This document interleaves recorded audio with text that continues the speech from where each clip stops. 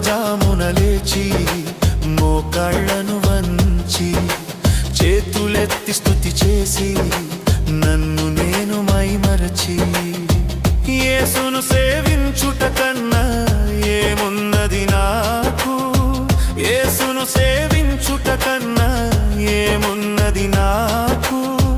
యేసయ్యో చెంత నాకు చింతలేనే లేదుగా, యేసయ్యో చెంత నాకు చింతలేనే లేదుగా.